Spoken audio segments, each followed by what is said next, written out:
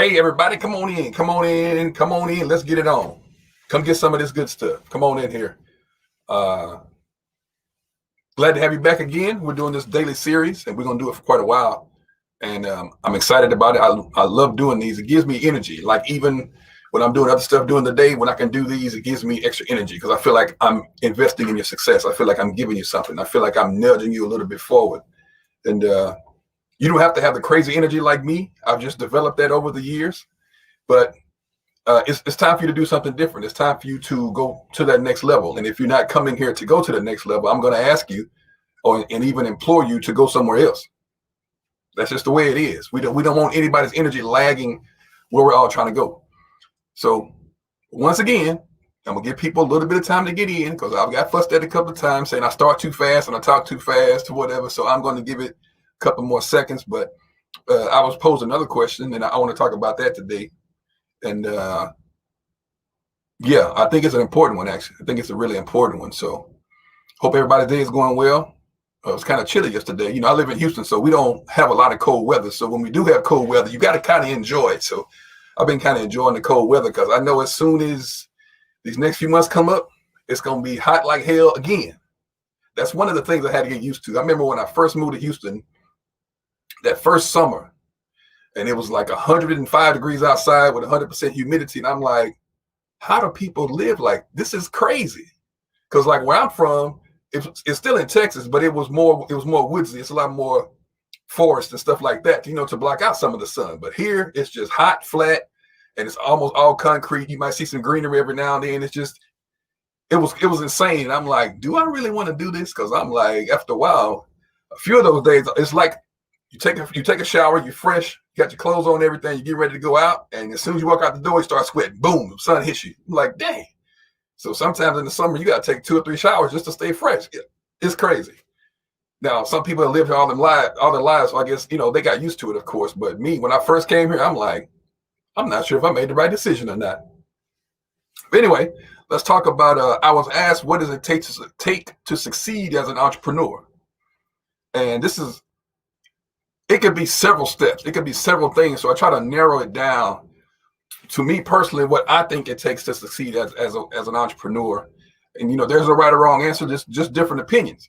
So I'm going to share like probably 2 or 3 of mine. And then we'll just talk about it, converse about it. This is just the things I learned along the way. Because remember, I didn't come from an entrepreneurial family. Let me take that back. Now, my grandparents, I guess we didn't look at it as entrepreneurs back then. My grandparents on both sides were farmers. And they lived off the land, so that could be considered being an entrepreneur. So shouts out to both sides because both of my grandparents. Well, I never got to meet my grandmother on my mother's side because she died before I did. But my other 3 grandparents, I spent a lot of time with. I love them. They gave me so many lessons and so much reassurance, so much confidence. Especially my grandmother on my dad's side. Rest in peace, Vilma Williams. Rest in peace to all of you, actually. And so that would be the example of entrepreneurship that I could take from my lineage. And I know we had some relatives that owned the gas station and did some other things, but to take land and have cattle and plants and stuff on the land and to, like, let's see, I think it was 12 on mom's side and 8 on dad's side, to raise all those kids on the farm, that's entrepreneurship to the T. Now, later on, of course, everything became industrialized and everybody started going into the grocery stores for all the food, and the farms kind of died out. There are still a few left, but it's not like it used to be where you had to do it. So I do appreciate those lessons. I have picked cotton. I have took the hoe and dug some rows. I didn't do it as lengthy as some of my other cousins did it, but I did enough of it to know I don't think farming is really my thing. But anyway, I enjoyed it, and I'm grateful and appreciative for my family. So the first thing, and nobody told me this at first, because what happens is a lot of times successful entrepreneurs talk about it in such a way they make it sound easy. And so it's alluring. It's sexy. It sounds great. You know, I did this and I created this idea. I'm making this kind of money. So you're like, dang, if he can do that, I can do that. But they don't ever tell you the part in between. So the first thing I want to say is you have to have a crazy belief in yourself and your idea. You got to have a crazy belief in yourself and your idea, because your belief is all you're going to have for a long time, because money is not going to happen just like that. Now, there are a handful of exceptions of people who are successful just like that, but that's like a handful. But it's not going to happen like that because you're doing something totally out of the box. You haven't identified your market yet. You don't know if your market wants what you have, and you don't even know if your market wants what you have at the price you're offering it at. So that has been the biggest lesson for me, is really building myself up, more so within myself than without myself. Because if you build yourself within yourself, then it'll show up outside yourself. We get so caught up into approval and things and outside. That's good. Let's get this straight. It's good to have mentors and things of that nature. And it's good to have outside communication and outside feedback. It's great to have that. But at the end of the day, you got to have that feedback from in here that keeps you going, because there are going to be a lot of days when you want to quit, you want to make excuses, you just want to stop. And to be honest, a lot of entrepreneurs just give up too soon. It's kind of like the Acres of Diamonds, where there's a guy who owned a farm, and he tried forever. He dug for diamonds forever. There's actually a book called Acres of Diamonds, and there's also an audio program called Acres of Diamonds. And he kept digging and he kept digging. He never could find it. So finally he gave up and sold the farm, moved away. He moved the land far away. The guy that bought it dug a little bit further and a little bit deeper, found the diamonds. And this is actually based on a true story. And he actually bought the farm at a little bit of nothing because the guy was so frustrated, he just wanted to get it off his hands. Kind of like you see fire sales in real estate. He sold it for a little bit of nothing. But the guy who bought it, he just had a hunch. And he had, he wasn't called an engineer. I think they called him an engineer. The guy who went out there and he plotted where diamonds might be, where they might not be. So he trusted whoever this guy was, paid him his fee or whatever. So he trusted the guy saying there's some diamonds on there somewhere. And it didn't take long for him to find them at all. And of course, he got stinking hog nasty rich. And the story goes, a lot of us do the same thing. We'll try something. And right when we're about to reach success, we quit. It'll be one little thing. Somebody said this, somebody said that. And you're like, okay, quit. And either you quit all the way and don't try again, or you quit this thing and then go to that thing. But you haven't given this thing enough time to grow. Just like they talk about the bamboo plant, which is one of the reasons why I have a bamboo plant in my office. And because the bamboo plant doesn't grow like a regular plant or flower. It sits under the ground for a long time. Now it's down there. You can't see it above ground. But it's down here because you planted it. You keep on watering, you keep on watering. Like normally a regular flower just grows and grows and grows. But a bamboo plant will sit for a long time.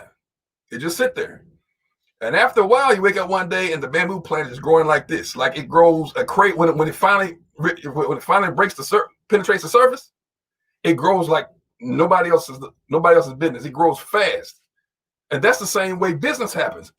You plow and you plow and you plow, and you keep pushing, you keep going to meetings, you keep doing presentations, you keep making your marketing plan, executing your marketing plan, redoing your marketing plan, networking, all kind of different stuff until finally it starts to grow and spite you.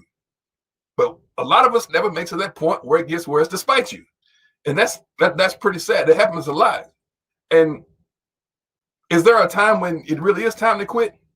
If nobody really wants to buy your product and definitely don't want to buy a product, I mean, if you're trying to sell 8-track tapes right now, it's probably not going to sell unless you find a group of like vintage collectors. But if you want to mass market that, it's not happening. So you do have to be sensible with it now. I'm not saying just take your idea and just run it in the ground until there's nothing left, because there may not even be a market for it at all. So use some common sense with it. So I'm not telling you not to do it at all. The second thing is you got to be consistent long term. This thing don't happen overnight. It just doesn't. You got to have some thick skin. You got to be willing to be told no over and over and over again. You got to know within yourself that this is worth the journey. If not, just leave it alone. Like I talk about priming the pump all the time. Do it again. Because when you prime the pump, it's the same motion. You're doing the same thing over and over again. And finally, it brings forth and blesses you with what it is that you set out to accomplish in the first place.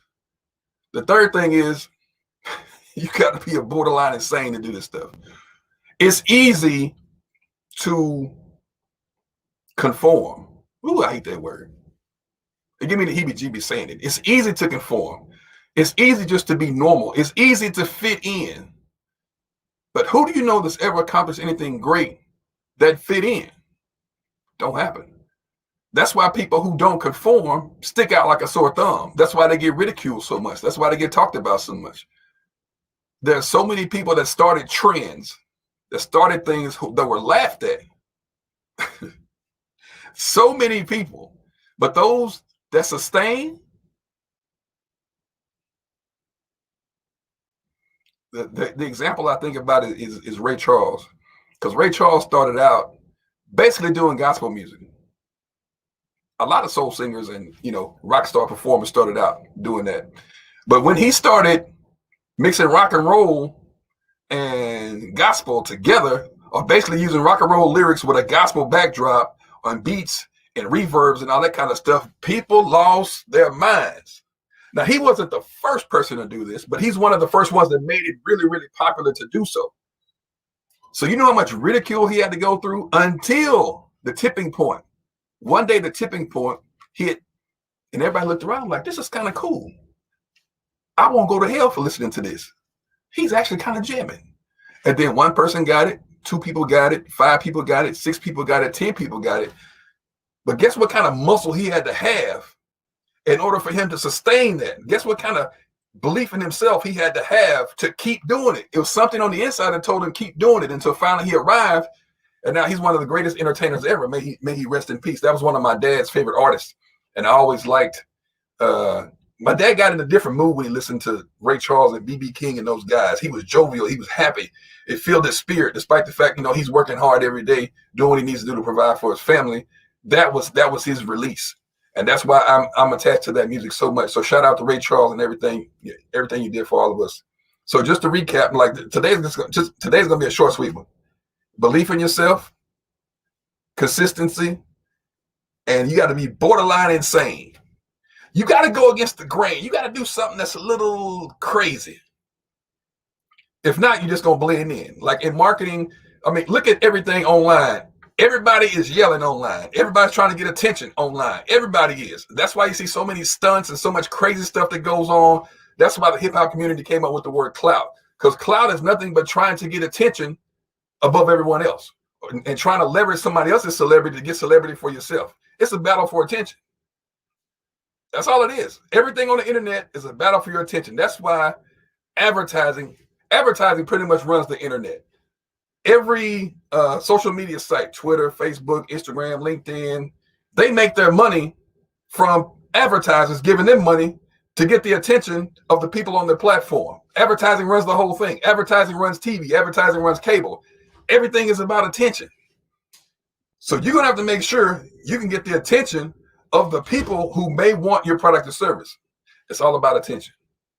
Some people call it peacocking, when you go out of your way to make sure people see who you are. You got to be borderline insane to keep doing that over and over again, knowing that somebody's going to say something negative. Somebody's going to hit you upside the head, not literally, figuratively. Somebody's going to try to bring you down because they don't like the fact that you're getting attention. They want the attention. They won't say that. But that's the fact of the matter. So I don't want to digress. I just want to say those are the main 3 points. Belief in yourself, consistency long-term, and you got to be borderline insane to be an entrepreneur. That's what it takes. So that's all I have for today. I just want to give it to you short and sweet and real quick, because I think it's important that I said I was going to come on here every day and talk to you every day. And it's important for me as a commitment to myself and then to you to do that. So I hope this helps you push a little bit forward. Now, everybody that watches this doesn't want to be an entrepreneur, doesn't have the interest in being one, but you can take the stuff that I'm using, apply it to anything in life. If you have a little side hustle, if you want to take what I say and use it at your job, because there are people who love their job, and that's a wonderful thing. If you love your job, take some of the stuff I'm saying and make yourself even more valuable at your job. You can do that as well. So once again, my name is Norris Williams, investor and motivator, NorrisNetwork.com. Look, like I say all the time, we're on this wealth building journey together. In order to build wealth, you got to first build yourself. In order to build wealth, you got to first